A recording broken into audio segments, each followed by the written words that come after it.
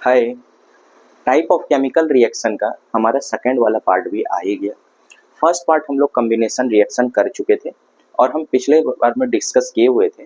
Combination reaction वैसा reaction होता है जिसमें कि दो या दो से अधिक रिएक्टेंट मिलके एक कंपाउंड प्रोडक्ट का फॉर्मेशन करता है। ये हमारा कॉम्बिनेशन रिएक्शन के अंदर हुआ करता था। डिकम्पोजिशन रिएक्शन कॉम्बिनेशन रिएक्शन का जस्ट अपोजिट होता है। कहने का मतलब ये हुआ कि एक सिंगल रिएक्टेंट मिलके दो या दो से अधिक प्रोडक्ट का फॉर्मेशन करे तो वो डिकम्पोजिशन रिएक्शन का पार्ट होता है। डिकम्पोज होना, ब्रेक डाउन होना, आइए हम लोग अच्छे से समझते हैं। Decomposition opposite of combination reaction when a single reactants break downs to form two और more compound in a product side, then it is called a decomposition reaction. Decompose होना, डिकम्पोज मतलब ब्रेक डाउन होना। Decomposition reaction का type जो था वो तीन तरह का होता है। पहला टाइप है thermal decomposition reaction, electrolytic, photo decomposition या फोटोलाइटिक डिकम्पोजिशन रिएक्शन। अब हम लोग इस तीनों का मतलब समझते हैं। थर्मल डिकम्पोजिशन रिएक्शन का मतलब हो गया रिक्वायरमेंट ऑफ हीट। इलेक्ट्रोलाइटिक मतलब इलेक्ट्रिसिटी और फोटोलाइटिक कहने का मतलब ये हो गया कि लाइट। ओके, तीनों का मतलब हो गया ये। अब हम लोग बारी बारी से एग्जांपल को देखते हैं जिसके अंदर दो एक्टिविटी है आपके बुक के अंदर। एक एक्टिविटी ये है, एक एक्टिविटी ये। एक्टिविटी 1.5 और एक्टिविटी 1.6 हम सबको मार्क करके रखे हुए क्योंकि हमारा तो काम है रिवीजन कराना। हमको तो लगभग सब याद हो चुका है। मेन मतलब है आपको समझाने का। तो एक्टिविटी को कवर करते हुए मेरा मोटो है चलना, तो इसीलिए हम लोग एक्टिविटी को कवर करके चल रहे हैं। सबसे पहला एग्जांपल है कि जब आयरन सल्फेट या फेरस सल्फेट या जैसे 7H2 है ना, फेरस सल्फेट, जैसे 7 के लिए आप लोग क्या इस्तेमाल करेंगे, पेंटा, हेक्सा, हेप्टा, तो उसमें हम लोग कर सकते हैं फेरस सल्फेट 7 हाइड्रेटेड। समझ रहे हैं ना बात को। तो यहाँ पे बोले तो ferrous sulphate into 7H2 FeSO4 into 7H2 को जब ब्रेक डाउन कराया गया हीट के प्रेजेंस में, तो FeSO4 इंटू 7H2 का कलर कैसा हुआ करता था, ग्रीन। ग्रीन क्यों हुआ करता था सर? ग्रीन होने का वजह ये है क्योंकि इसके साथ वाटर मॉलिक्यूल भी प्रेजेंट है। तो वाटर मॉलिक्यूल प्रेजेंट होने के प्रेजेंस में इसका कलर हमको ग्रीन दिखता है। और जब इसका कलर बोले तो जब हम लोग इसको हीट कर देते हैं तो इसका कलर एग्जैक्ट आयरन के कलर में आ जाता है। सॉरी अगर हम मिस्टेक से कुछ बोले हो तो उसके लिए माफी चाहेंगे। वो एक्चुअली हम वो अरेंजमेंट करने में थे, ferrous sulphate hepta hepta hexa वाला, ठीक है। तो खैर वो टाइम टेकिंग है, उतना आप छोड़िए, सीधा याद रखिए FeSO4 इंटू 7H2। ओके, वो जब हीट किया गया तो वो बना Fe2O3 plus SO3 plus SO2। अब जानेंगे कि सर ये कैसे फॉर्म हुआ प्रोडक्ट। तो ये प्रोडक्ट फॉर्म होना आपको धीरे धीरे याद करना पड़ेगा बच्चे। अगर याद करेंगे तो ही कुछ हो पाएगा क्योंकि लिमिटेड रिएक्शन है, कोई बहुत ज्यादा तो रिएक्शन है नहीं जो कि दिमाग में लगना होगा सर FeSO4 इंटू 7H2 को जब हीट किया तो ये कैसे फॉर्म हुआ। आप सिंपल याद रखिए कि ये फेरस ऑक्साइड हुआ, ठीक है। फेरस ऑक्साइड फॉर्म किया Fe2O3 प्लस SO3 प्लस एक बार SO3 याद रखिए, एक बार SO2 याद रखिए, सीरीज में याद रखिए, ठीक है। याद हो जाएगा अपने। ये कोई रॉकेट साइंस नहीं है याद करना, लिमिटेड रिएक्शन है, आपको याद करना ही पड़ेगा। बाकी आप कहीं भी दुनिया में चले जाएंगे, अभी आपको कोई नहीं बताने वाला है 10th लेवल पे कि ये कैसे फॉर्म होता है। वो फॉर्म होना उसका प्रोसेस है। इवन हम लोग को भी कभी यूज नहीं पड़ा, नीट लेवल तक कभी जरूरत नहीं पड़ता ये रिएक्शन है और ये कैसे फॉर्म करेगा। कुछ रिएक्शन है जो रटना पड़ता है बच्चे, तो आपको भी रट जाना पड़ेगा। मेरे समझ से आपको रटना ही सही रहेगा, ठीक है, ध्यान रखिएगा। मेरा क्वेश्चन ये था कि ये रिएक्टेंट इतना बड़ा प्रोडक्ट कैसे फॉर्म हुआ, इसका फॉर्मेशन, ठीक है। तो जैसे बोलते हैं ना कि मेटल जब एसिड के साथ रिएक्शन किया तो क्या बना, मेटल कार्बोनेट्स का रिएक्शन हुआ तो क्या बना, एक्सेट्रा, सेम उसी टाइप से।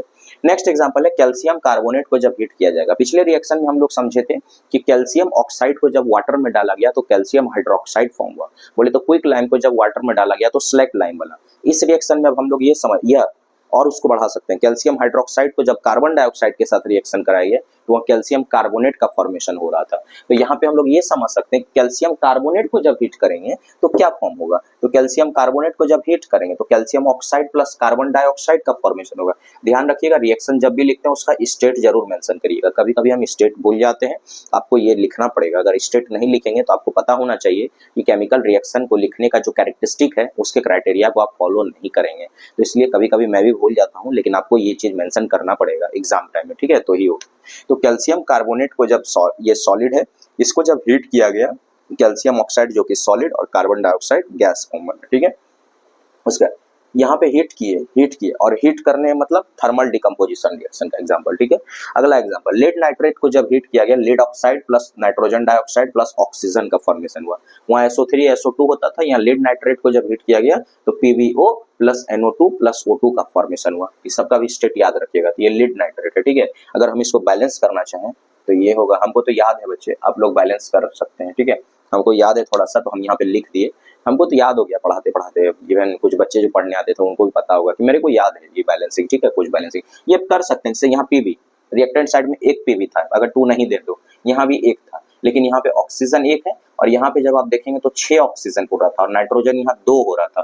तो यहाँ नाइट्रोजन कितना था? 1। फिलहाल जब 4 नहीं था, 2 नहीं था, 2 नहीं दिए थे, तब की बात कर रहे हैं। तो यहाँ पे नाइट्रोजन 1 था और यहाँ पे नाइट्रोजन 2 था, तो यहाँ पे 2 पहली बार करते, मतलब अल्टरनेटिवली आपको बैलेंस करना पड़ता है। 2 पहले करते, फिर उसके बाद हम अरेंज करते, तब जाके 4 फूटता। अचानक से आप 4 कैसे सोच लीजिएगा? हम कैसे जान जाएंगे कि 6 से ही बैलेंस होगा? C6H12 O6 कैसे जान जाएंगे कि पहला 6 ही फुट होगा या 2 ही फुट होगा? नहीं ना, पहले कम लेके चलेंगे। तो यहाँ पे हम अभी 2 लेते हैं, अगर बैलेंस करते हैं नेक्स्ट स्टेप है, वीडियो लंबा हो जाता है, इसका कोई मतलब नहीं है, ठीक है। आइए नेक्स्ट, अगर वाटर को इलेक्ट्रिसिटी पास है, और ये एक्टिविटी 1.6 का क्वेश्चन है कि जब लीड नाइट्रेट को हीट किया गया एक टेस्ट ट्यूब के अंदर तो क्या क्या फॉर्म हुआ? तो PbO plus NO2 plus O2 form हुआ और यहाँ SO3 SO2 गैस जो हुआ ये पंजेंट स्मेल गैस है, बोले तो बहुत खतरनाक गैस है। अगर इसका स्मेल अगर आपकी नोज के अंदर चला जाएगा ना तो ये हानिकारक कर सकता है, बहुत हानिकारक कर सकता है। इसीलिए वहाँ पे आप एक्सपेरिमेंट में देखे होंगे कि वो जो गर्ल्स एक्सपेरिमेंट कर रही है वो टेस्ट ट्यूब को ऐसे की हुई है ताकि उसका गैस उस साइड निकल के जाए, ठीक है, उसके नोज साइड में नहीं आए। ओके,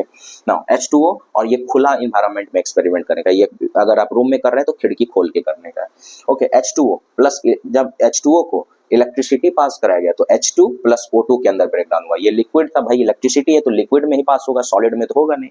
तो ये लिक्विड है H2O, लिक्विड के अंदर जब पास कराया गया इलेक्ट्रिसिटी तो H2 प्लस O2 में ब्रेकडाउन होता है, ठीक है, ये ध्यान रखिएगा। ये एक्सपेरिमेंट भी दिया हुआ है आपके बुक में, इलेक्ट्रोलाइसिस ऑफ वाटर बोला जाता है। NaCl जो लिक्विड फॉर्म है उसको जब हीट किया, इलेक्ट्रिसिटी पास कराया गया तो Na प्लस Cl2 के अंदर ब्रेकडाउन हुआ। अगर इसको बैलेंस करना चाहेंगे तो यहाँ पे 2 लगा दीजिए, यहाँ 2 लगा दीजिए, ये बैलेंस हो जाएगा, ठीक है। यहाँ पे Cl2 है ना, यहाँ 2Cl 2Na, ठीक है, ये बैलेंस हो गया। तो आप इस तरह बैलेंस कर करके देख लेंगे, यहाँ पे 2 लगा देंगे तो इसको बैलेंस कर लेंगे, 2 दूनी 4, यहाँ पे 2 लग जाएगा, ठीक है, तो ये बैलेंस हो गया। अब आइए, अब हम लोग ये इलेक्ट्रिसिटी का भी एग्जाम्पल देख लिए, हीट का भी एग्जांपल देख लिए, अब हम लोग लास्ट लाइट का एग्जांपल देखते हैं। तो AgCl जो कि व्हाइट कलर में होता है, ध्यान रखिएगा, AgCl हमारा कलर व्हाइट होता है।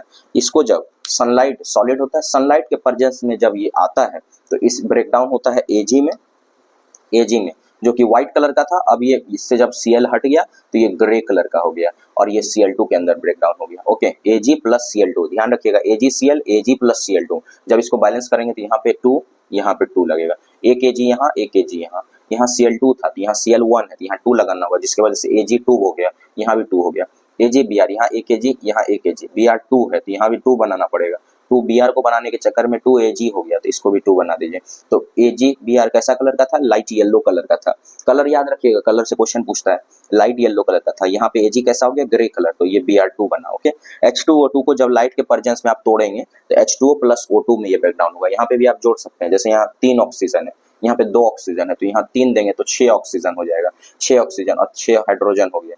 तो यहाँ पे अगर देंगे तो 3 दूनी 6 हाइड्रोजन हो गया, ठीक है, हम चेक कर रहे हैं, ऐसा कोई बात नहीं है, चेक कर रहे हैं। 6 हाइड्रोजन हो गया, 3 ऑक्सीजन, 3 2 5, यहाँ पे आप 2 के देके देखिए, 2 देंगे तो 4 हाइड्रोजन, यहाँ पे भी देखिए 2 हाइड्रोजन, ऑक्सीजन 3 था, यहाँ पे 2 देंगे तो 2 हाइड्रोजन और 4 ऑक्सीजन, तो 2 हाइड्रोजन यहाँ पे, मतलब आप देखिए शायद बैलेंस हो गया। यहाँ 2 देने के बाद 2 दूनी 4 हाइड्रोजन, 2 दूनी 4 हाइड्रोजन, 2 दूनी 4 ऑक्सीजन, 2 यहाँ ऑक्सीजन, 2 यहाँ ऑक्सीजन, तो टोटल 4 ऑक्सीजन, ये भी बैलेंस हो गया। तो हमारा ये था हीट थर्मल डिकम्पोजिशन रिएक्शन, ये हो गया हमारा इलेक्ट्रोलाइटिक डिकम्पोजिशन रिएक्शन, ये हो गया हमारा फोटोलाइटिक डिकम्पोजिशन रिएक्शन। तो तीनों का एग्जांपल यहाँ पे है, ये दोनों एक्टिविटी है, ये दोनों को ध्यान रखिएगा। तो FeSO4 मतलब कि आयरन सल्फेट या फिर फेरक सल्फेट को जब प्लस 7H2O को जब ब्रेकडाउन किया गया हीट के प्रेजेंस में तो आयरन ऑक्साइड या ferric oxide plus SO3 plus SO2 बना, ओके। और यहाँ पे PbNO3 लीड नाइट्रेट को जब हीट किया गया तो PbO plus NO2 plus O2 का फॉर्मेशन हुआ। ये ध्यान रखिएगा, ये हमारा डिकम्पोजिशन रिएक्शन था। बाकी अगला रिएक्शन, अगला जो वीडियो होगा हमारा वो डिस्प्लेसमेंट रिएक्शन पे होगा। तो इसीलिए अगर वीडियो आप देखें तो एक कमेंट जरूर कीजिएगा कि आपको वीडियो कैसा लगा, और ये वीडियो रिवीजन पर्पज से है, अच्छे से देखिएगा। और कोई भी दिक्कत हो तो आप कमेंट सेक्शन में पूछ दीजिएगा, कोई भी रिएक्शन में या कोई भी हमसे बोलने में किसी प्रकार का मिस्टेक हो गया हो तो भी हमको बता दीजिएगा कि सर ऐसे ऐसे बात है, ये ठीक है, okay, no problem. Thank you, God bless you.